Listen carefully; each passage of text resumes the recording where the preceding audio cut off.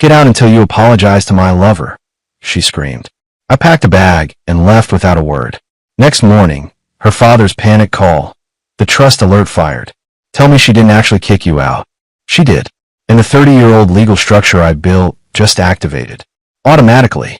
My name is Griffin Harding. I'm 53 years old. And for 30 years I've been a commercial real estate developer here in Portland, Oregon. Started with a 4-unit apartment building at 23, borrowed to the hilt. Now I control 42 properties across 3 counties, worth approximately $80 million. I didn't build that by being impulsive. I built it by being patient, strategic, thorough. Same qualities that made me successful apparently made me boring in marriage. Simone and I met when she was 23. I was 27, already on my 3rd building. She saw ambition in me. Her father, Leonard Cross, saw stubbornness. Both were right. Leonard owned Cross Development, the largest residential construction firm in the Northwest. When I married his daughter, he made it clear I was marrying up. Country clubs, charity galas, summer homes, that was their world. I came from a 2-bedroom apartment in Northeast Portland. But I had something Leonard respected. I knew how to build and protect what I built. When he suggested creating a family trust, I didn't just agree. I studied trust law for 6 months and helped design a structure so airtight that even Leonard was impressed. The Harding Cross Family Trust had provisions nobody thought we'd need. Article 7, Section 3 specifically addressed what happened if primary beneficiaries violated behavioral covenants. Leonard insisted, "Better to have guardrails nobody needs than need guardrails nobody has." Simone signed everything without reading it. She was pregnant with Lydia, focused on nursery colors, trusting the men in her life had everything handled. That was 25 years ago. 25 years of building, providing, protecting. 2 children, Lydia, now 25 finishing medical residency in Seattle, and Owen, 22 at University of Oregon. A home architectural magazines wanted a feature, a marriage that looked perfect from outside, but providing stopped being enough somewhere along the way. 3 weeks ago, Owen called from Eugene, voice tight. "Dad, I need to tell you something." That's when I learned about Jasper Crane. 39, self-proclaimed brand consultant with a Sanskrit wrist tattoo and a LinkedIn full of inspirational quotes. Owen saw them together at a restaurant. Not business lunch together, but hand-holding, kissing in the parking lot together. I thanked Owen, assured him it wasn't his burden, and spent 2 weeks doing what I do best, preparing. I didn't confront or rage. I documented, consulted attorneys, quietly activated legal mechanisms dormant for 25 years. Now, standing in my living room with my wife screaming and her lover smirking, all that preparation was about to pay dividends. "I'll be gone by morning," I said steadily. "But Simone, you should know something." She crossed her arms, defiant. "What?" "You should have read what you signed." I turned and walked toward the stairs, ignoring her confused expression and Jasper's nervous laughter. By morning, she'd understand. By morning, everything would become very clear. I didn't go far that night, just to the Marriott downtown, 17 floors up with a view of the city I'd helped build. Couldn't sleep, didn't try. Just sat by the window watching car lights streak through the rain and thinking about the last time Simone had actually looked at me like I mattered. Couldn't remember. That told me everything. At 6 a.m., I drove back to the house. Simone's car was gone. Probably stayed at Jasper's place or wherever she told herself she was reclaiming her independence. The house was quiet, almost respectful in its silence. I walked through rooms I designed, touching countertops I'd selected, remembering when this place represented everything we were building together instead of everything that had fallen apart. I went to my office, unlocked the safe, and removed the documents I prepared. The original trust agreement, the property deeds, the transfer protocols. Everything Leonard and I had structured 25 years ago. Everything Simone had signed without reading. I placed my house keys on the kitchen island, right next to the coffee maker she'd used every morning for a decade. Didn't leave a note. Actions speak louder than words. My father used to say, usually right before he'd disappoint us again. But this time the saying fit. My phone rang at 7:43. Leonard's name on the screen. Griffin. His voice was tight, controlled, the way it got when he was trying not to explode. I just got an alert from the trust management system. Property Transfer Protocol Section 9 has been activated. Tell me Simone didn't actually kick you out of the house. I leaned against my truck in the driveway, watching morning light break through the clouds. Leonard Cross, my father-in-law, sounded older than his 73 years suddenly. Tired. She did, I said simply. Last night. Told me to get out until I apologized to her lover. So I got out. Silence on the other end, the kind that's full of calculation. Leonard didn't get to where he was by reacting emotionally. He was doing the math, running through the legal implications, probably pulling up the trust documents on his computer right now. Jasper Crane, Leonard said finally, not a question. I heard rumors 3 months ago. Hope they were just country club gossip. They weren't gossip. And you activated the protocol. Still no emotion, just statement of fact. I follow the trust provisions we both agreed to, I replied. Article 7, Section 3, Behavioral Covenant Violations. Primary beneficiary who forces grantor removal from primary residence forfeits beneficiary status, pending trust board review. You wrote that clause yourself, Leonard. Another pause. I could hear him breathing, the slight wheeze he got when stress hit his chest. His doctor had warned him about that last year. The board review, Leonard said slowly, consists of 3 trustees. You, me, and Harold Patterson from the law firm. That's correct. Harold will vote however the legal framework dictates, which means this comes down to you and me. Leonard's voice had shifted now. Not father-in-law anymore. Business partner calculating exposure. What do you want, Griffin? I don't want anything, I said honestly. I want to protect what we built. You taught me that.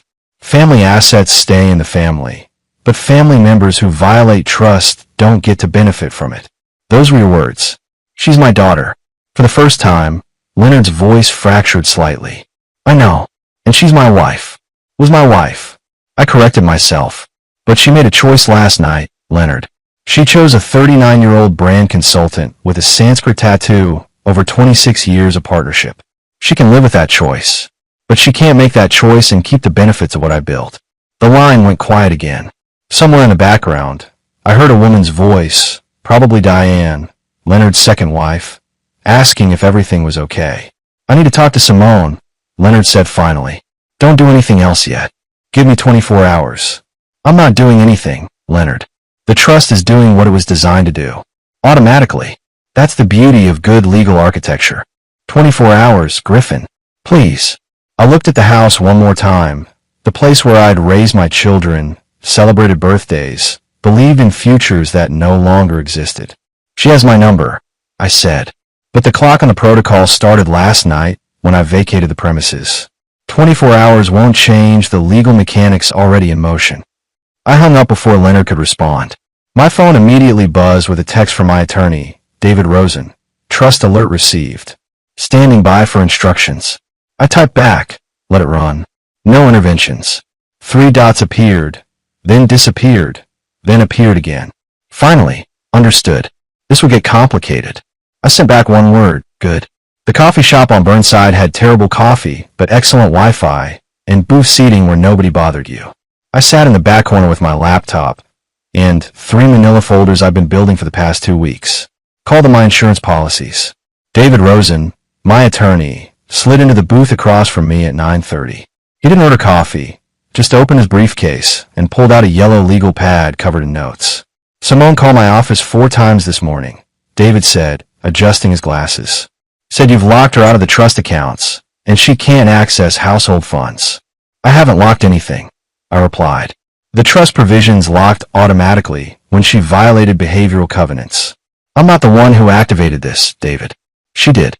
David nodded slowly. He'd been my attorney for 12 years, handled everything from property acquisitions to contract disputes. Never seen him rattled. Her attorney, Sharon Vickers, already sent a demand letter. Claims you're weaponizing the trust for revenge, that it constitutes financial abuse. I opened the first folder and slid it across the table.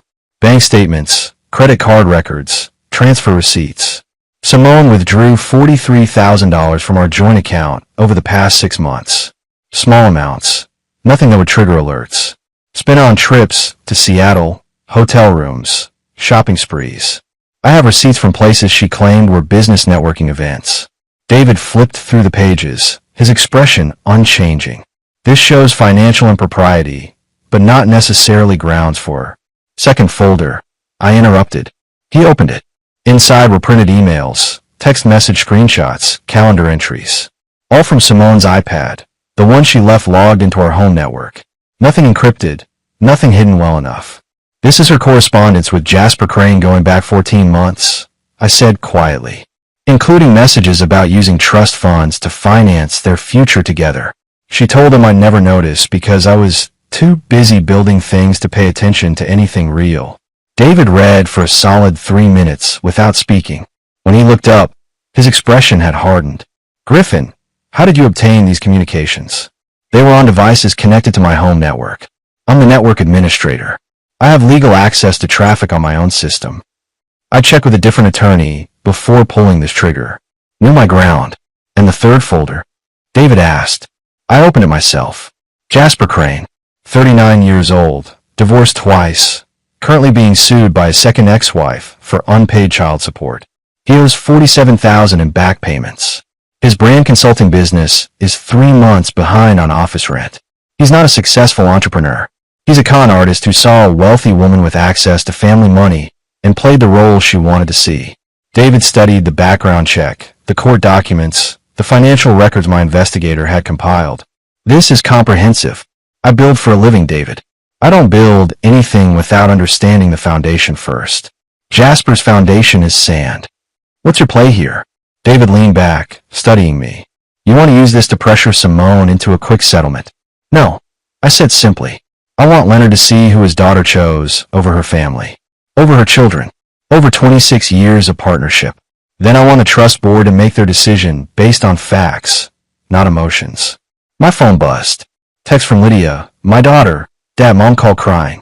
Said you're trying to take everything from her. What's happening? I showed David the message. He winced. The children are going to get pulled into this. They already are, I replied. Owen's the one who told me about the affair. He saw them together, watched his mother betray his father. Now Simone's trying to make herself the victim.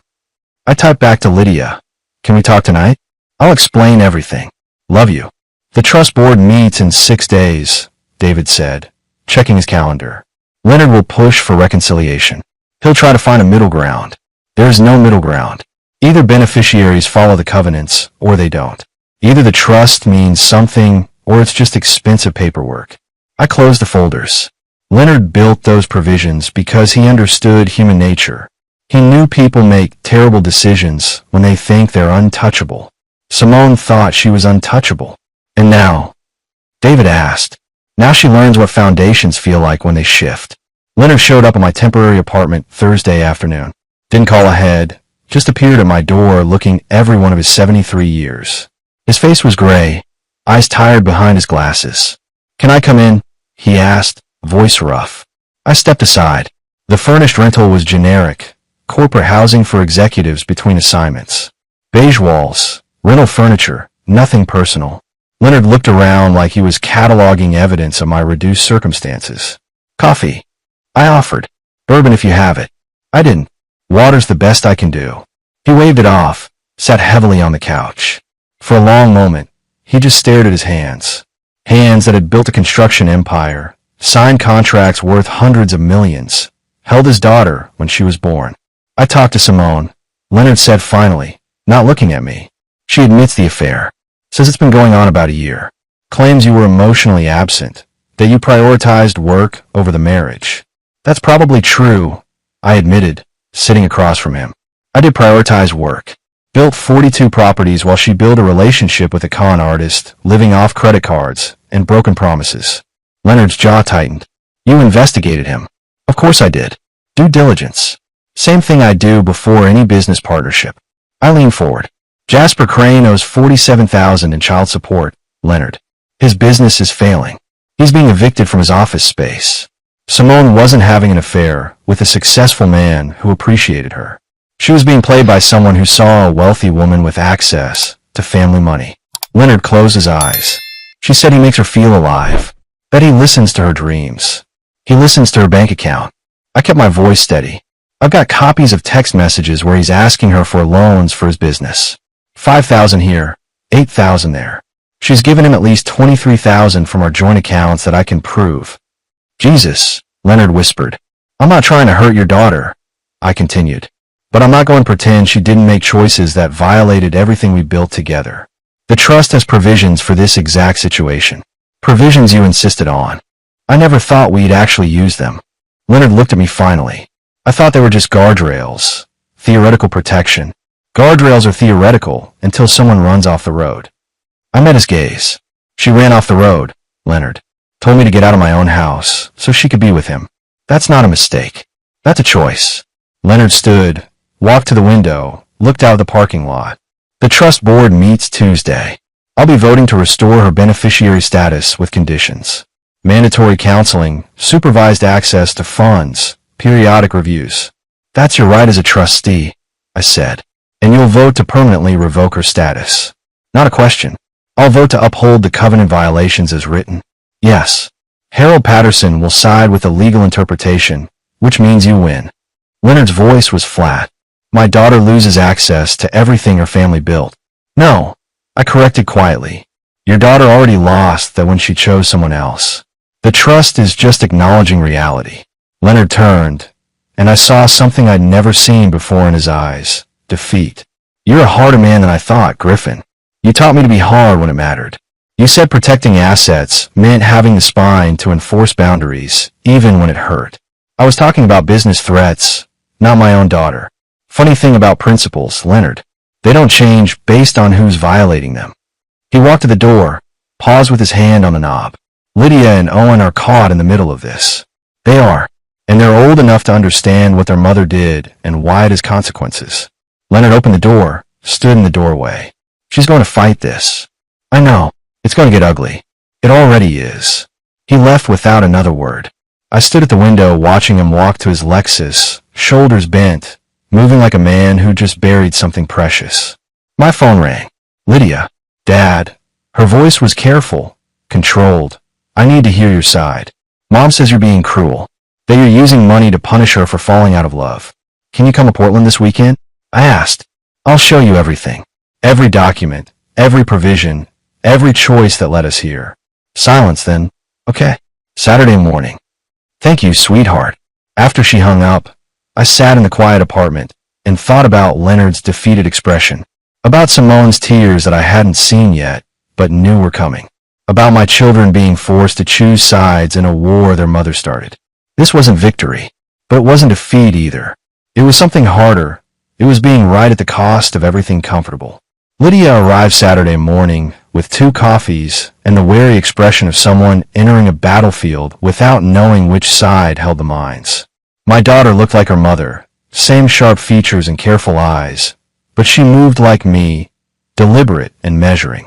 Dad, she said, handing me a coffee. Mom called me 6 times yesterday.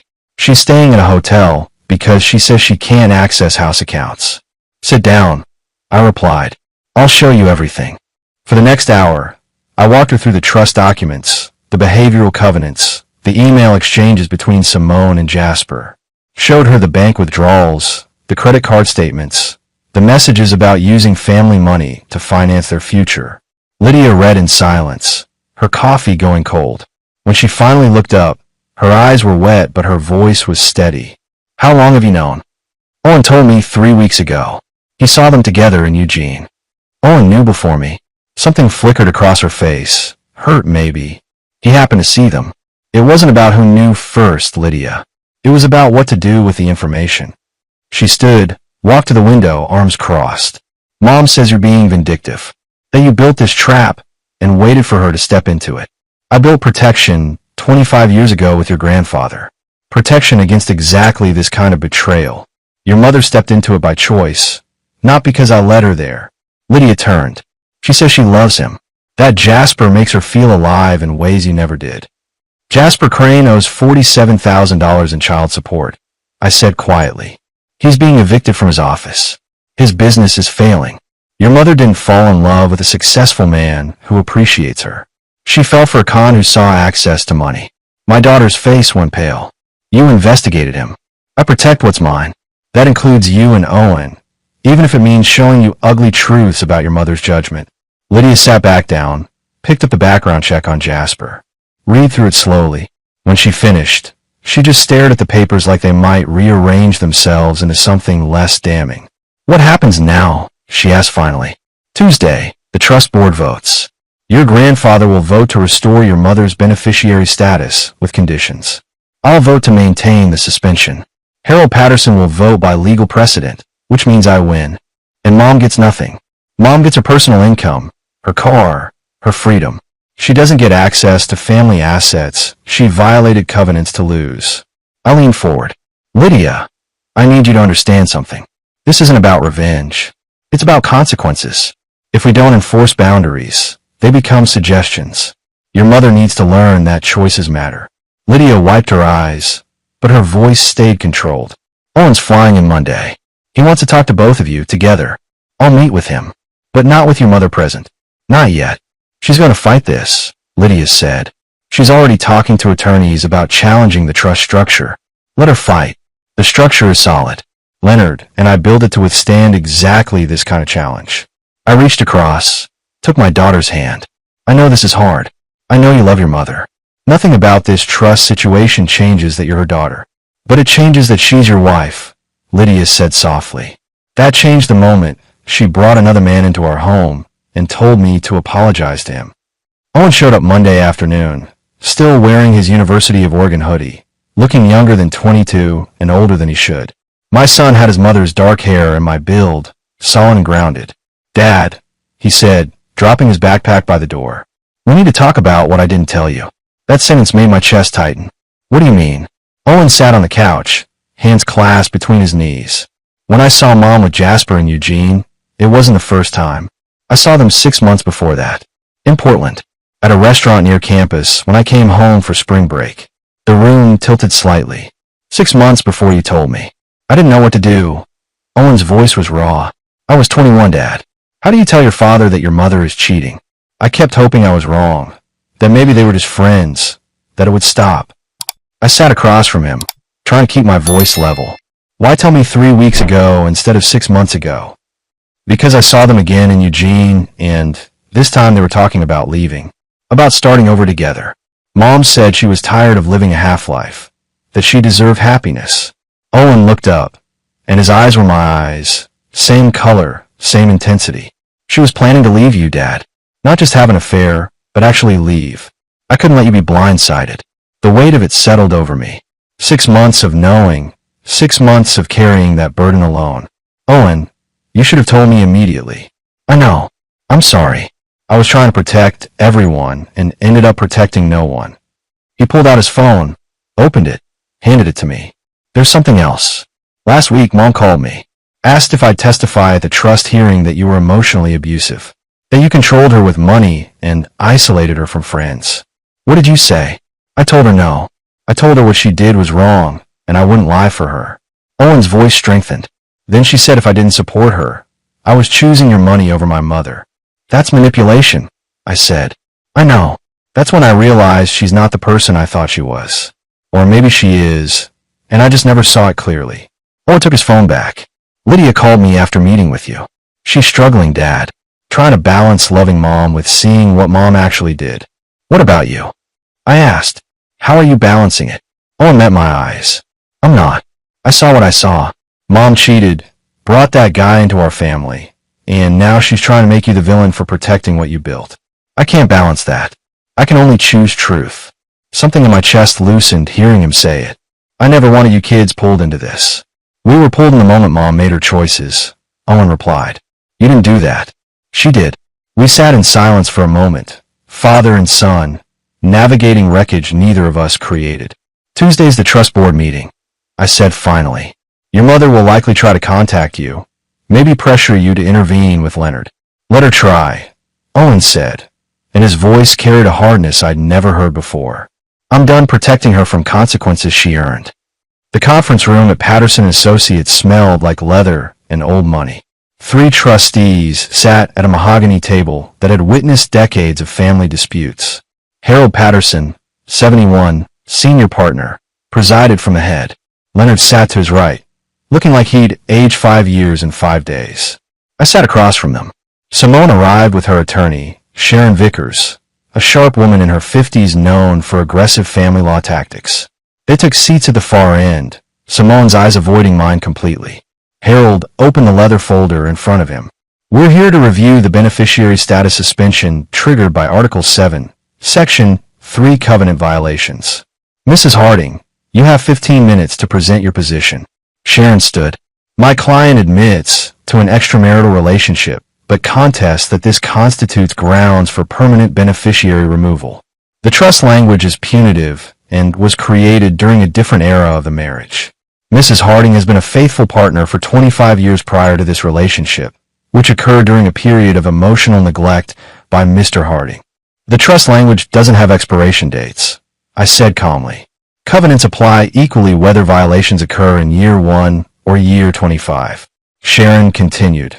Mrs. Harding is prepared to undergo counseling, accept supervised disbursements, and demonstrate commitment to reconciliation. She requests restoration of beneficiary status with reasonable conditions. Mrs. Harding, Harold said, looking at Simone directly, did you or did you not order your husband to vacate the primary residence? Simone's voice was small. I was emotional. I said things I regret. That's not what I asked. Did you order him to leave? Yes, she whispered. And the phrase you used, according to Mr. Harding's statement, was get out until you apologize to my lover. Is that accurate? Simone looked at her attorney, who nodded slightly. Yes. Harold made notes. Mr. Cross, your position? Leonard cleared his throat. My daughter made a terrible mistake. But she's still my daughter, still the mother of my grandchildren. I vote to restore beneficiary status with mandatory counseling, supervised access to trust funds, and quarterly reviews for 2 years. Mr. Harding, I opened my folder, slid documents across the table. Bank statements, emails, text messages.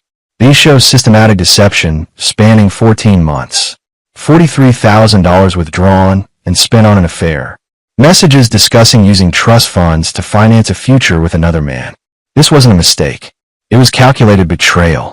Sharon started to object, but Harold raised his hand. I'll review the evidence. Mr. Harding, your vote. I vote to maintain the suspension. The covenant violations are clear and documented. Restoration would render the trust provisions meaningless. Harold studied the documents for 10 minutes while the room sat in tense silence. Finally, he looked up.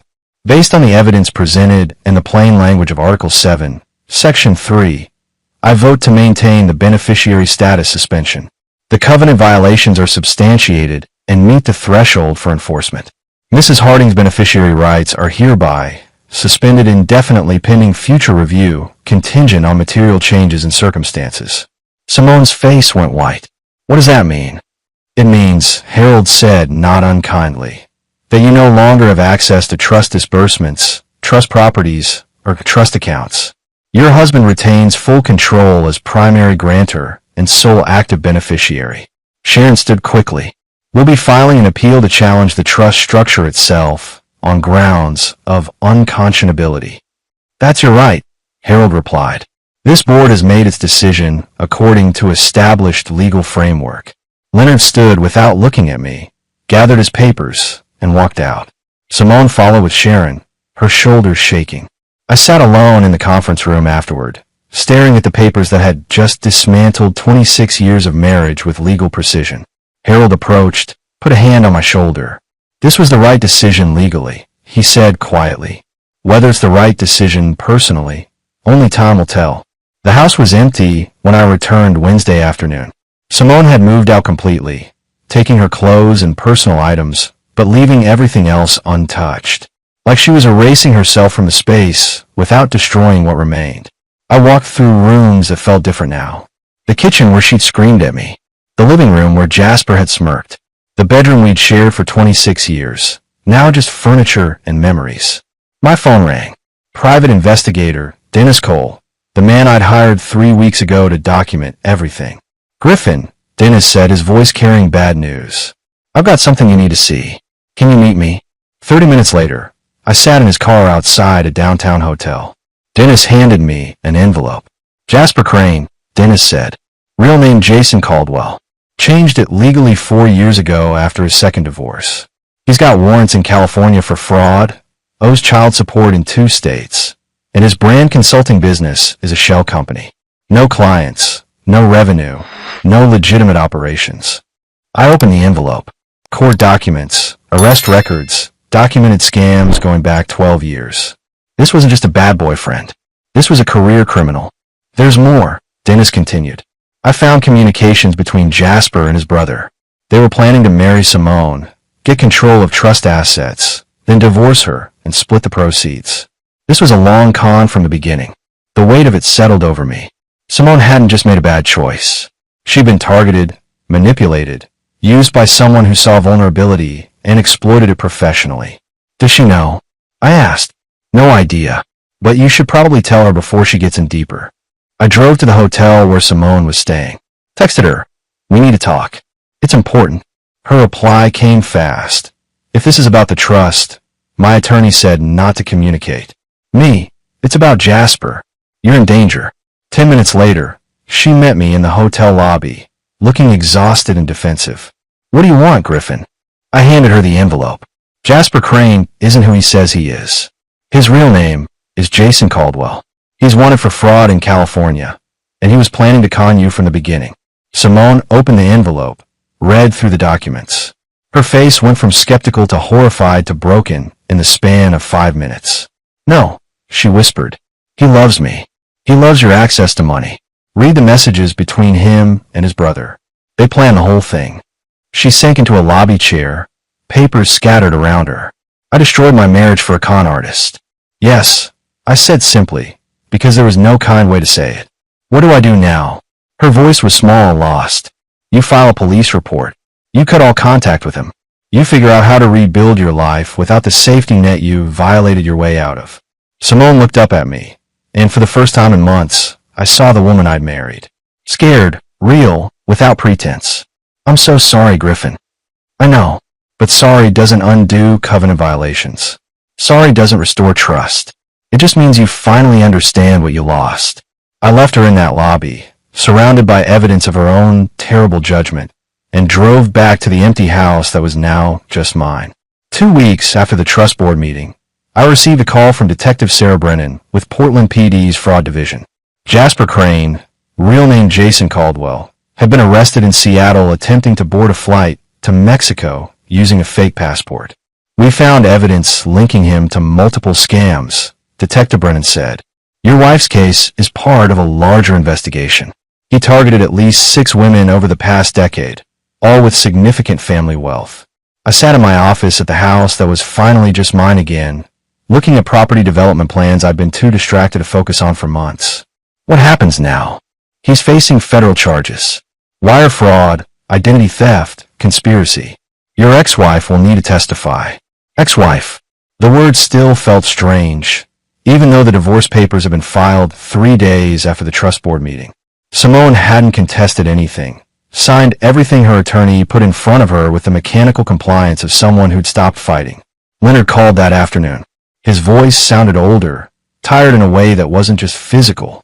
Griffin, he said, I owe you an apology. You were protecting what we built, while I was trying to protect my daughter from consequences she needed to face. You were being a father, I replied. That's not something to apologize for. Simone filed charges against Jasper, or Jason, whatever his real name is. She's cooperating with the federal investigation. Leonard paused. She asked me to tell you she understands now. Understands what you were trying to protect her from. That's good. But understanding doesn't change the outcome. No, Leonard agreed. It doesn't. The trust provisions stand. She's moved in with her sister in Sacramento, trying to rebuild her credit and her life. I looked out the window at the garden Simone had designed, the stone path I'd laid, the life we'd built together that had fractured along fault lines neither of us had noticed until it was too late. How are Lydia and Owen? Leonard asked. Managing. Lydia's back in Seattle, focused on her residency. Owen's finishing his senior year. They've both been to counseling, working through what this did to their idea of family. I paused. They still talk to their mother. I made sure they understood that my issues with Simone don't dictate their relationship with her. That's generous. That's being a father. I echoed his earlier words. They need their mother, even if I don't need my wife anymore. After Leonard hung up, I walked through the house room by room. Some spaces I'd already started changing, removing memories that hurt to look at. Others I left untouched, not ready to erase everything we'd been. My phone buzzed. Text from David Rosen, my attorney. Divorce finalized. Papers being filed with the court today. 26 years of marriage, reduced to legal documents and property settlements. Simone got her car, her personal accounts, her freedom. I got the house, the properties, the business empire I'd spent 3 decades building. The victory felt hollow, but it felt necessary. Like surgery that saved the patient, but left scars that would never fully fade. 8 months later, I stood in the lobby of the newly opened Griffin Harding Community Development Center in Northeast Portland, the neighborhood where I'd grown up in that 2-bedroom apartment. The center provided small business consulting, financial literacy classes, and startup grants for entrepreneurs from underserved communities. Leonard stood beside me, looking healthier than he had in months. Lydia and Owen flanked my other side, both of them smiling genuinely for the first time since the trust board meeting. "Dad," Lydia said, squeezing my arm, "this is incredible. You turned everything that happened into something that helps people."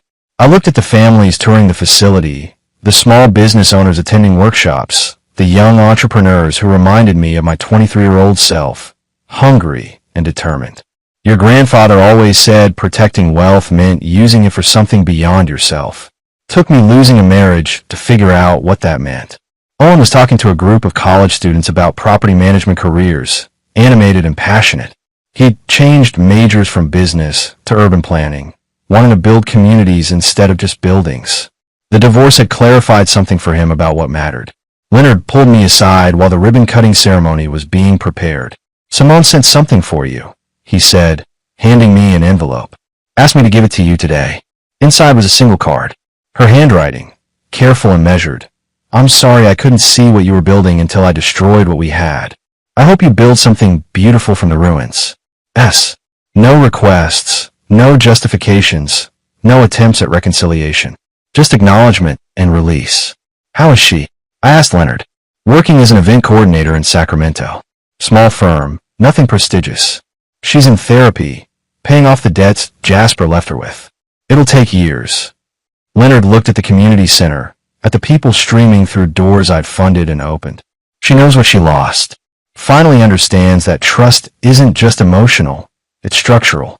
Break the structure, lose the foundation." The ceremony started. Local officials spoke about community investment, about the importance of supporting local entrepreneurs, about generational wealth being built through education and opportunity. They thanked me for the endowment, for the vision, for turning personal pain into public good. I didn't speak. Didn't need to. The building spoke for itself. Afterward, Lydia approached with a man I didn't recognize. Mid-30s, genuine smile, introducing himself as Dr. Ryan Merchant, a fellow resident at her hospital. "Dad," Lydia said, her cheeks slightly pink, "Ryan and I have been seeing each other for a few months. I wanted you to meet him." We shook hands. Ryan's grip was firm, his eyes direct. "Mr. Harding, your daughter talks about you constantly, about how you taught her that principles matter even when they cost everything. Sometimes especially when they cost everything," I replied, studying the man who was clearly important to my daughter. "What kind of doctor are you, Ryan?"